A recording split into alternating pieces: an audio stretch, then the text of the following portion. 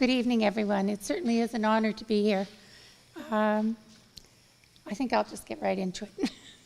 Between the time we were born and the time we die, we experience many things, and we learn to share. And for over 35 of my 65 years, I have shared my body with chronic obstructive pulmonary disease. COPD is the short name. It is a relentless, demanding, devastating, and debilitating illness. And as my condition has progressed, my quality of life has gone down.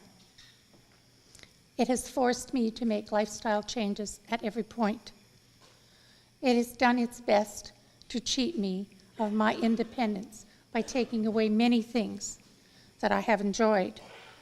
I can no longer run or dance or walk any distance. Many activities that you just do daily have become very difficult.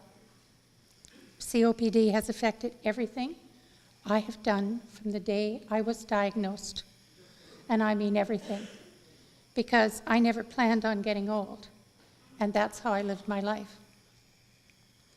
COPD has severely damaged my lungs, and it has introduced panic, anxiety, fear, self-pity, depression, loneliness, frustration, and a lot of times self-loathing into my life.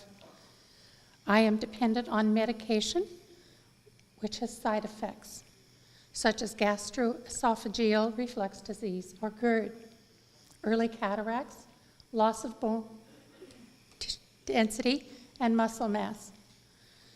My condition also did not allow me to work from a very early age, and so COPD has decided my financial future as well. I have fought COPD every inch of the way, pushed to the limit and sometimes beyond. And when I can no longer do a task, then I find a new task that makes my life meaningful and satisfying. However, it is becoming more difficult to do this as my condition progresses.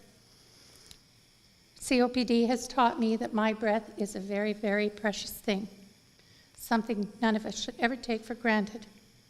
And as the years have passed, each breath has become more of a struggle and less satisfying. Panic and anxiety have made me very familiar with the emergency department.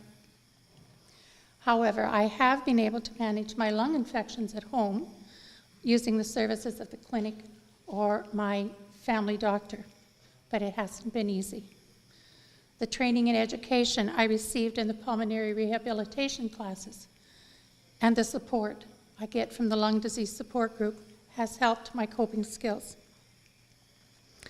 No matter how I try to keep it at bay, fear sneaks up on me. And when I overextend, even by taking a few steps too many, and I find myself gasping and unable to catch my breath, I'm afraid.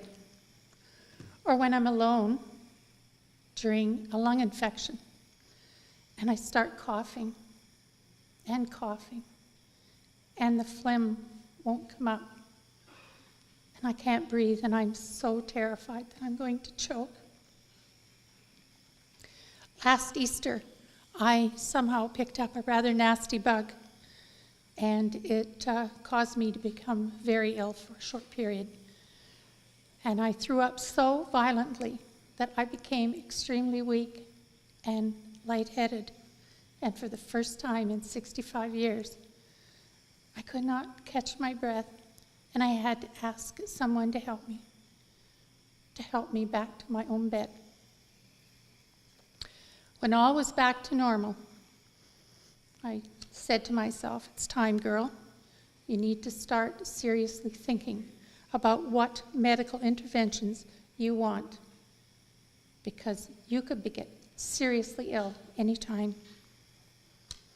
I accept my illness, but I have many poor little me days, no matter how hard I try not to. Times when I get so frustrated and I just go on a pity binge. When I was first placed on oxygen, I cried for 2 days because my father didn't live very long after he went on oxygen, and we have the same disease. I cried every time I got dressed up to go out because this hose would mess my makeup or my hair, or it made my ears stick out. These are very silly little things when you think about it. And today, that's what I think of them. They were silly, but not anymore. Today, my poor days are all about trying to walk and talk at the same time. There are times tying my shoe or trying to reach the phone just leaves me breathless. Trying on clothes is turned into a nightmare most times. I am unable to prepare a small dinner without having to take breaks. And quite often at the end of the meal, I can't eat. I just don't have any energy left. And this has caused me to start cooking fast, unhealthy meals, and it has led to weight gain. And it's a vicious cycle because weight gain leads to more breathlessness.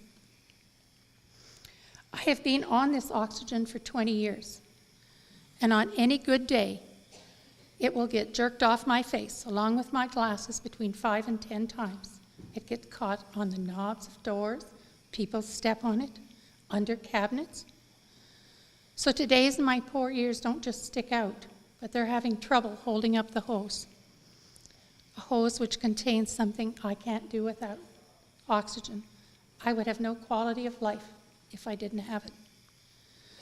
COPD has taught me about depression, and it keeps giving me refresher courses. During these bouts, I am miserable. No fun to be with at all. I usually can't pinpoint exactly what's wrong, but I'm more tired than usual. My body aches. I'm a little bit more irritable. I am more breathless. I eat constantly. I have no energy. I cry about everything and nothing. And I have no desire whatsoever to go out in public, which means that I'm now housebound. You see, it can be very difficult when you have to be with people who can do all the things that you can no longer do. So you can be with a crowd and you're still all by yourself. I know I can't deal with the effects of COPD on my own, and over the past 7 years, I have devoted a great deal of time and energy to the lung disease support group. It's my baby. LDSG offers me a place where people understand. And when somebody says to me, "How are you today?" I know it's because they truly care. And they know what my life is like at this very moment. The lung disease support group has allowed me not only to receive support, but it's given me the opportunity to help others like myself on their journey. And that has made my life worth so much more. I'm finding I need to seek spiritual help to find peace, forgiveness, and acceptance. In my early years, I bargained with God, You have to remember I got this disease young and I had small children, so I used to tell him I don't need a long life, just a short life, long enough to read my boys. Well, he listened to me. My oldest is 45 and my baby is 33. Today, I thank him for every minute he gave me with them, and I pray for the strength that I'm going to need to get through the rest of the days. My lung disease has taught me to value every minute with my family and my friends and tell them how much I care for them. And I've also learned to take time to enjoy life, something I never used to do. I'm even working on a few things that are making my dreams come true. And I've tried something that I never, ever thought I would, and that's riding on the back of a motorcycle with a very dear friend. My motorcycle holidays have brought me more joy than I can possibly explain to you. And as long as I can get my leg up over that saddle, he's going to be stuck with me. So you see, I chose to live well with my illness, not just to exist. I'm very thankful for all the medical advances over the years. My father died from complications of emphysema 35 years ago, just about the time I was diagnosed. The difference between my medical care and his is like night and day. My life has been good, but I know I have to put my house in order. I'm so guilty of procrastinating, for it is never easy to talk about dying. Because if you talk about dying, then it might happen, right? It's going to happen anyway. I have spoken with my doctor and my sons about my wishes. And my poor friend is very tired of listening to me go on about it. But as I stand before you here today, I'm ashamed because I still have absolutely nothing in writing. A medical crisis could very easily leave me in a life-altering situation because I've had this disease for a very long time. And although the medical advances allow physicians to prolong death, the one thing they can't do is assure me of any quality of life. And quality of life is very different for each and every one of us. Mine, for me, it means being able to get out and about, to contribute to my family and to my community. It does not mean being kept alive with feeding tubes and ventilators. Nor do I want to spend 24 hours a day in a nursing facility where I must share my room with others, be fed by others, and have my personal needs seen to by others, no matter how wonderful and kind they are. That, to me, is not living, but existing. And I do not want to live with the shadow of death hovering over me. I know from personal experience how terrible it is when you have to watch someone you love suffer the pain and distress without adding the extra burden of having them decide when to say enough is enough for another person. So I realize that I have to take the time and be very clear up front as to the limits of medical intervention I want. I want my family to be able to spend our last days together, comforting each other, remembering, and having a good time. Sorry, that wasn't a smooth transition. I want to be in control of my life. I've always tried to keep control, and putting my house in order is my way of being in control of my death.